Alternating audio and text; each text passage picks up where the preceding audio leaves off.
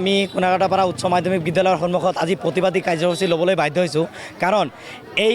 বিদ্যালয়ৰ যিজন প্ৰধান আছাদুল্লাহ ফাৰুকী তেখেতৰ আমি পদত্যাগ দাবী কৰিছোঁ কিয়নো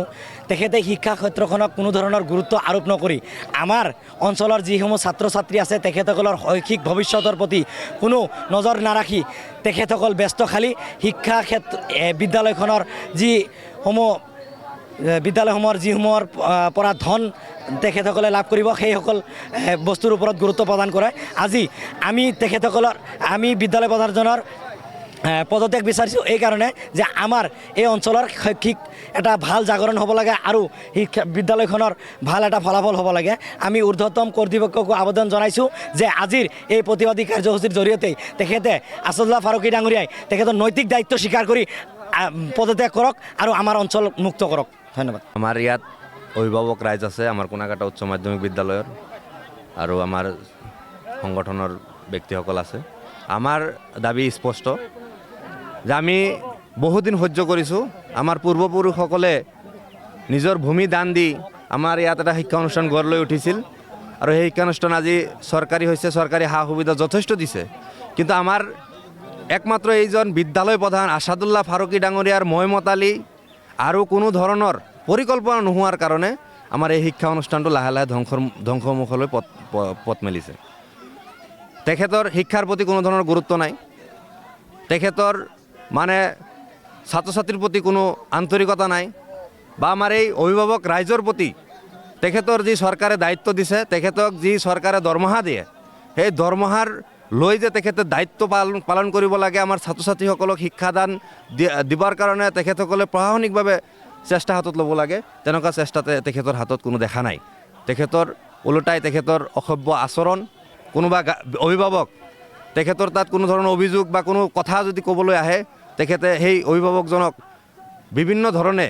তুচ্ছ তাচ্ছিল্য কৰিব বিচাৰে, ভয় ভাবুকি দেখুৱাব খোজে। গতিকে আমি সকলো ৰাইজ মিলি স্পষ্টভাৱে তেখেতৰ আজি আমি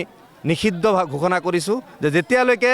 চৰকাৰে তেখেতক ইয়াৰ পৰা বদলীকৰণ নকৰিব, যেতিয়ালৈকে তেখেতে ইয়াৰ পৰা পদত্যাগ কৰি গুচি নাযাব, কাৰণ আমাৰ ছাত্ৰ ছাত্ৰীৰ ভৱিষ্যতৰ কথা আছে। আজি তেখেত নিজে এটা মোল্লা, বেয়া পাব নালাগে, আমি ক'বলৈ বাধ্য হৈছোঁ কাৰণ ছিনিয়ৰ এইটো আগতে আছিল ছিনিয়ৰ মাদ্ৰাছাৰ পৰা ভেঞ্চাৰৰ পৰা হাইস্কুল হৈছে। চৰকাৰী হোৱাৰ পিছত তেখেত সেই MM ডিগ্ৰী লৈ আৰু জেনেৰেল BA লৈ তেখেতে ইয়াত আহি প্ৰধান শিক্ষক হৈছে। আমি তেখেতৰ নাম দিছোঁ এক্সিডেণ্টেল প্ৰধান শিক্ষক। গতিকে তেখেতৰ লগত আৰু কিছুমান শিক্ষক আছে যিসকলে জেনেৰেল শিক্ষা, আপোনাৰ জেনেৰেল যিখিনি ছাবজেক্ট আছে সেইখিনি তেখেতে নাজানেই, ছাত্ৰ ছাত্ৰী কি পঢ়াব,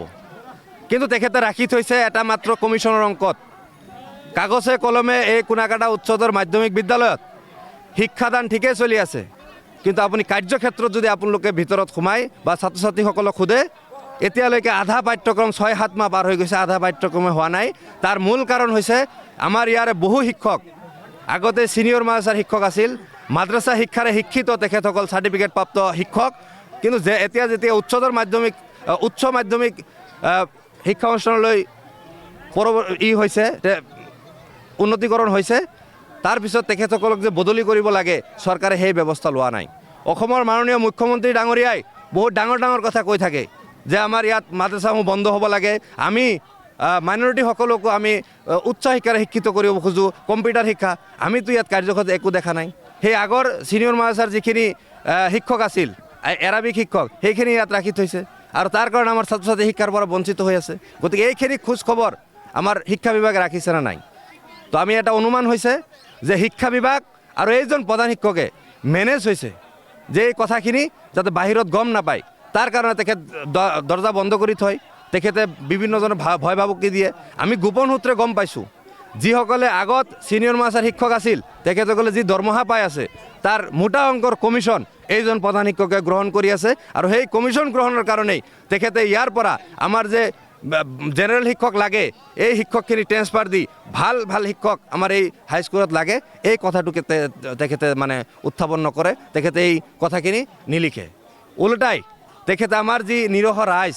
সেই ৰাইজক ইয়াৰ পৰা উচ্ছেদ কৰি তেখেত অকল ৰজাৰ শাসন চলাবৰ কাৰণে এই মইমতালি আৰম্ভ কৰিছে। গতিকে আমি স্পষ্ট কথা আপোনালোকৰ জৰিয়তে জনাব খুজিছোঁ, আমি ইয়াত আমাৰ ছাত্ৰ ছাত্ৰীৰ ভৱিষ্যত সুৰক্ষিত হ'ব লাগিব। আমাৰ ইয়াত ছাত্ৰ ছাত্ৰী IAS ডক্টৰ ইঞ্জিনিয়াৰ এই উদ্দেশ্যৰে আমি ইয়াত ভূমিদান আমাৰ পূৰ্বপুৰুষসকলে ভূমিদান দিছিল আৰু চৰকাৰেও বিভিন্ন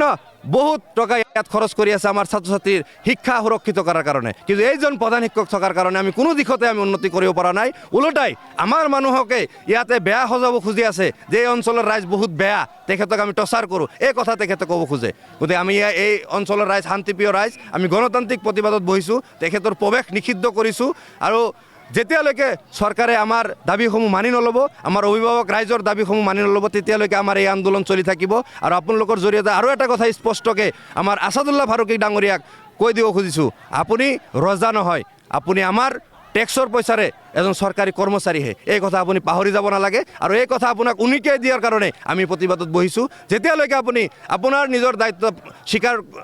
কৰি পদত্যাগ কৰি ইয়াৰ পৰা গুচি নাযাব যেতিয়ালৈকে বিভাগে আপোনাক ইয়াৰ পৰা বদলীকৰণ নকৰাব তেতিয়ালৈকে আমাৰ আন্দোলন অনিৰ্দিষ্টকালীন চলি থাকিব এই কথা স্পষ্ট সন্মানীয় মুখ্যমন্ত্ৰী মহোদয়ে যেতিয়া ছিনিয়ৰ মাদ্ৰাছাবিলাক তেখেতে বন্ধ কৰি দিছিলে তেখেতে কিন্তু তেতিয়া বিভিন্নজনৰ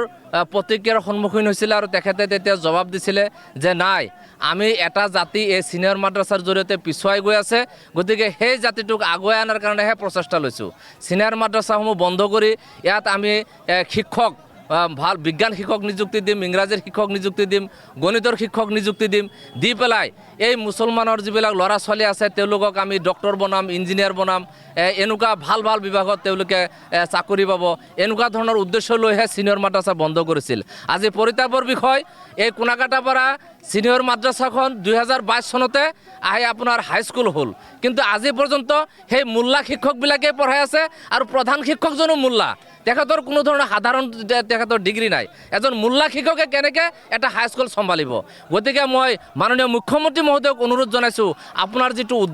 উদ্দেশ্য কিন্তু সৎ যদি আপোনাৰ সৎ উদ্দেশ্য আছিল সেইটো যে হয় এটা জাতিক আপুনি আগুৱাই লৈ যোৱাৰ কাৰণে সেই সিদ্ধান্ত কৰিছিলে তেতিয়াহ'লে আপোনাক অনুৰোধ জনাইছোঁ আজি এই মঞ্চৰ পৰা যে আপুনি এই বিদ্যালয়ৰ প্ৰধান শিক্ষক মোল্লা শিক্ষকক আঁতৰাই ইয়াত আপুনি ভাল ভাল শিক্ষক নিযুক্তি দিয়ক আৰু এই কণ শিক্ষকসকলৰ ভৱিষ্যত নষ্ট হোৱাৰ পৰা অন্ধকাৰ হোৱাৰ পৰা আপুনি ৰক্ষা কৰক আজি এইখন বিদ্যালয়ত কোনাকাটাপাৰা আছে ছিনিয়ৰ মাদ্ৰাছাত হাইস্কুলত আজি আপুনি চাওক কোনো ধৰণৰ ৰিজাল্ট নাই বছৰৰ পিছত বছৰ পাৰ হৈ গৈ আছে মেট্ৰিকৰ ৰিজাল্ট শূন্য গতিকে এই ৰিজাল্ট উন্নয়ন কৰাৰ কাৰণে এই কণ শিশুসকলৰ ভৱিষ্যত আপুনি ফৰকাল কৰাৰ কাৰণে অতি সোনকালেই এই দুৰ্নীতিগ্ৰস্ত শৈক্ষিক পৰিৱেশ বিনষ্টকাৰী প্ৰধান শিক্ষক আছাদুল্লাহ ফাৰুকীক এই মোল্লা শিক্ষকজনক ইয়াৰ পৰা আঁতৰাই ভাল এজন শিক্ষক ইয়াত নিযুক্তি দিবলৈ মই দাবী জনাইছোঁ